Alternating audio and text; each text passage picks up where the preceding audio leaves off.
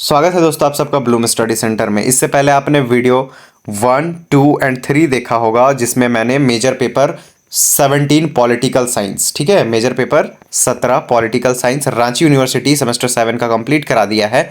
इस video part 4 में हम लोग क्या कर रहे हैं, जितने भी इंपॉर्टेंट वन लाइनर्स बनते हैं उसको कवर कर रहे हैं।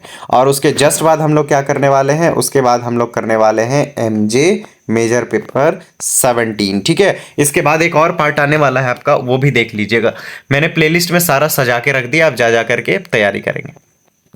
सब्सक्राइब कीजिए, एग्जाम से पहले जितने भी वीवीआई क्वेश्चंस होंगे एकदम क्विक में जल्दी जल्दी रिवीजन के लिए वो मैं आपका बनाते जाऊंगा, तो आपके पास दिखाई देगा, ठीक है। अगर सब्सक्राइब नहीं रहेगा तो वीडियो आपको खोजना पड़ेगा, मिलेगा नहीं। वैश्वीकरण क्या है? विश्व के विभिन्न देशों और समाजों का आपस में जुड़ना क्या कहलाता है? वैश्वीकरण कहलाता है। आर्थिक वैश्वीकरण क्या है? तो देशों के बीच वस्तुओं, सेवाओं और पूंजी का बढ़ता आदान प्रदान क्या कहलाता है? आर्थिक वैश्वीकरण कहलाता है। राजनीतिक वैश्वीकरण क्या होता है भैया? तो राजनीतिक वैश्वीकरण जो है इसका देखें तो देशों के बीच राजनीतिक सहयोग और आपसी निर्भरता का बढ़ना राजनीतिक वैश्वीकरण कहलाता है। वैश्वीकरण का एक प्रमुख लाभ क्या होता है? व्यापार, तकनीक और रोजगार में अवसर प्राप्त होता है। वैश्वीकरण की एक प्रमुख हानि क्या है, क्या नुकसान है? तो आर्थिक समानता और स्थानीय उद्योगों में एक तरह से दबाव बढ़ता है। संप्रभुता क्या है? संप्रभुता क्या है? तो राज्य की अपने क्षेत्र में सर्वोच्च और स्वतंत्र सत्ता को संप्रभुता कहते हैं, ठीक है। आगे देखते हैं क्षेत्रीयता क्या है? तो ये क्षेत्रीयता को समझते हैं। राज्य के निश्चित भौगोलिक क्षेत्र और उस पर उसके अधिकार को क्षेत्रीयता कहते हैं। वैश्वीकरण का संप्रभुता पर क्या प्रभाव पड़ा? वे जो वैश्वीकरण है इसका संप्रभुता पे क्या प्रभाव पड़ रहा है? तो क्या पड़ रहा है? राज्यों की संप्रभुता के स्वरूप परिवर्तन, मतलब एक तरह से राज्य के जो संप्रभुता है ना उसका स्वरूप में थोड़ा बहुत परिवर्तन आया। आगे देखिए, वैश्विक अर्थव्यवस्था क्या है? तो वैश्विक अर्थव्यवस्था को ऐसे समझेंगे कि विभिन्न देशों की अर्थव्यवस्थाओं का व्यापार, ठीक है, निवेश और बाजार के माध्यम से जुड़ना क्या कहलाता है? वैश्विक अर्थव्यवस्था कहलाता है। वैश्विक अर्थव्यवस्था का प्रमुख आधार क्या है? तो जो वैश्विक अर्थव्यवस्था है, जो पूरे विश्व का अर्थव्यवस्था जहां से कंट्रोल हो रहा है, उसका माध्यम क्या? एक तरह से अंतर्राष्ट्रीय व्यापार और आर्थिक परस्पर निर्भरता, मतलब बहुत सारा जैसा ट्रेड हो रहा है, एक तरह से आपका सामान एक्सपोर्ट हो रहा है, टेक्नोलॉजी एक्सपोर्ट हो रहा है, इंपोर्ट हो रहा है, तो ये सब क्या है आपका वैश्विक अर्थव्यवस्था का प्रमुख आधार है। वैश्विक राजनीति अर्थव्यवस्था क्या है?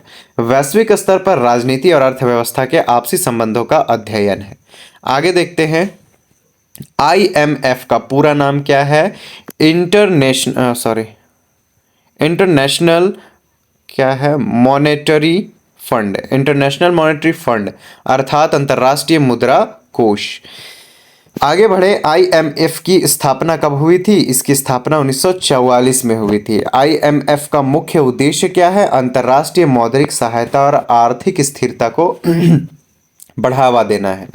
आगे बढ़ेंगे तो क्या हो जाएगा हमारा कि आईएमएफ जो है आर्थिक संकट में क्या करता है? ये जो आईएमएफ है, अगर आपको आर्थिक संकट आता है तो ये क्या करेगा? तो संकटग्रस्त जो देश होता है उसको ऋण और वित्तीय सहायता देता है, लोन वगैरह देता है, ठीक है। अगला है, विश्व बैंक का प्रमुख उद्देश्य क्या है? ये जो विश्व बैंक है, ठीक है, इसका मुख्य काम क्या है? तो विश्व बैंक का मुख्य कार्य क्या होता है? विकासशील देशों के आर्थिक विकास और गरीबी को कम करने में सहायता करना। आगे बढ़ेंगे तो यहां देखते हैं, विश्व बैंक किन क्षेत्रों में सहायता देता है? विश्व बैंक जो है किन क्षेत्र में सहायता देता है? शिक्षा, स्वास्थ्य, सड़क, बिजली और अन्य विकास परियोजना में। डब्ल्यूटीओ का पूरा नाम क्या है? World trade organisation. क्या है? World trade organisation. इसका पूरा नाम वर्ल्ड ट्रेड ऑर्गेनाइजेशन अर्थात विश्व व्यापार संगठन। डब्ल्यूटीओ की स्थापना कब हुई थी भैया? कब हुई थी? 1 जनवरी 1995 को। कब हुई थी? 1 जनवरी 1995 को। वन लाइनर ये सब याद रखिएगा। डब्ल्यूटीओ का प्रमुख उद्देश्य क्या है? अंतर्राष्ट्रीय व्यापार को नियमों के आधार पर व्यवस्थित करना। डब्ल्यूटीओ का प्रमुख उद्देश्य क्या रहता है? अंतर्राष्ट्रीय व्यापार को नियमों के आधार पर व्यवस्थित करना। डब्ल्यूटीओ किस प्रकार के विवादों को सुलझाता है? किस प्रकार के विवादों को सुलझाता है? देशों के बीच व्यापारिक विवादों को सुलझाता है। आगे देखते हैं, टीएनसीएस क्या है? ये टीएनसीएस क्या है भैया? तो टीएनसीएस जो है उत्तर देखिए तो ऐसी बड़ी कंपनियां हैं जिनकी व्यापारिक गतिविधियां एक से अधिक देशों में होती है। टीएनसीएस का पूरा नाम क्या है? तो टीएनसीएस का पूरा नाम है आपका ट्रांसनेशनल, ठीक है, ट्रांसनेशनल कॉरपोरेशंस। क्या है? Transnational corporations. टीएनसीएस वैश्विक अर्थव्यवस्था में क्या बढ़ाती है? क्या बढ़ाती है? निवेश, उत्पादन, रोजगार और अंतर्राष्ट्रीय व्यापार को बढ़ावा देती है। आगे देखें, पारिस्थितिक मुद्दे क्या हैं? पर्यावरण और प्रकृति संसाधनों से जुड़ी समस्याएं पारिस्थितिक मुद्दे होते हैं। आगे देखें, स्टॉकहोम सम्मेलन कब हुआ था? 1972 में। कब हुआ था? 1972 में। स्टॉकहोम सम्मेलन का मुख्य विषय क्या था? मानव, पर्यावरण और पर्यावरण संरक्षण। रियो पृथ्वी सम्मेलन कब हुआ था? कब हुआ था? 1992 में। रियो पृथ्वी सम्मेलन कब हुआ था आपका? 1992 में। ठीक है, आगे बढ़ते हैं। रियो सम्मेलन में किस पर जोर दिया गया था? पर्यावरण संरक्षण और सतत विकास पे। किस पे? पर्यावरण संरक्षण और सतत विकास पे। कब? रियो सम्मेलन में। क्योटो प्रोटोकॉल कब अपनाया गया था? 1997 में। ये क्योटो प्रोटोकॉल कब अपनाया गया? 1997 में। इसका उद्देश्य क्या था? तो ग्रीन हाउस गैसों के उत्सर्जन को कम करना। आगे देखिए, पेरिस समझौता कब हुआ था? कब हुआ था? 2015 में। कब हुआ था? 2015 में। पेरिस समझौते का मुख्य उद्देश्य क्या है? तो वैश्विक तापमान वृद्धि को सीमित करना। क्या है? वैश्विक तापमान वृद्धि को सीमित करना। आगे बढ़े, जलवायु परिवर्तन क्या है? लंबे समय में पृथ्वी के तापमान और मौसम में होने वाला बदलाव जलवायु परिवर्तन है। आगे देखते हैं, जलवायु परिवर्तन का प्रमुख मानव जनित कारण क्या है? क्या है? ग्रीन हाउस गैस का बढ़ता उत्सर्जन। जलवायु परिवर्तन का एक प्रमुख प्रभाव क्या है? ग्लेशियरों का पिघलना और समुद्र का जलस्तर बढ़ना। अंतर्राष्ट्रीय आतंकवाद क्या है? ऐसी आतंकवादी गतिविधियां जिनका प्रभाव एक से अधिक देशों तक पहुंचता है। गैर राज्य अभिकर्ता क्या है? तो ऐसे संगठन या समूह जो किसी सरकार का प्रत्यक्ष हिस्सा नहीं होते। आतंकवादी संगठन के उदाहरण हैं कौन कौन से? गैर राज्य अभिकर्ताओं के। आतंकवादी संगठन किसके उदाहरण है? तो गैर राज्य अभिकर्ताओं के। राज्य आतंकवाद क्या है? तो राजनीतिक उद्देश्यों के लिए राज्य द्वारा हिंसा या भय का प्रयोग करना या समर्थन करना क्या है? राज्य आतंकवाद है।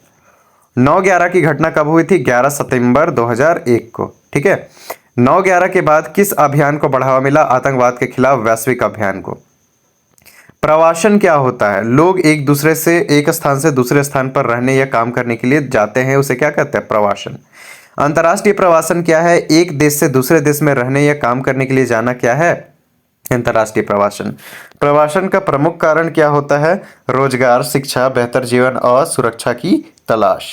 आगे देखें, प्रवासन का एक आर्थिक प्रभाव क्या है? इससे रोजगार, आय के अवसर बढ़ सकते हैं। ठीक है, आगे देखें, वैश्विक शासन क्या होता है? तो वैश्विक समस्याओं के समाधान के लिए देशों और अंतर्राष्ट्रीय संस्थाओं का मिलकर कार्य करना वैश्विक शासन है। वैश्विक शक्ति का अर्थ क्या है? तो किसी देश या संस्था की वैश्विक स्तर पर दूसरों को प्रभावित करने की क्षमता। आगे देखिए, वैश्विक शक्ति का आधुनिक आधार क्या है? सैन्य शक्ति के साथ आर्थिक, तकनीकी और कूटनीतिक शक्ति। अगला देखिए, वैश्विक शासन की एक प्रमुख चुनौती क्या है? जलवायु परिवर्तन, आतंकवाद, आर्थिक असमानता और प्रवासन जैसी वैश्विक समस्याएं। तो यहाँ खत्म होता है आपका वन लाइनर। इससे पहले आप जा करके सब्सक्राइब कर लीजिए सबसे पहले। और पार्ट 1 आपको कहाँ मिलेगा? प्लेलिस्ट में। पार्ट 1 देखिए, पार्ट 2 देखिए, पार्ट 3 देखिए। उसके बाद फिर ये आपका पार्ट 4 है। पार्ट 5 भी आपका आने वाला है जल्द। Thanks for watching and bye bye.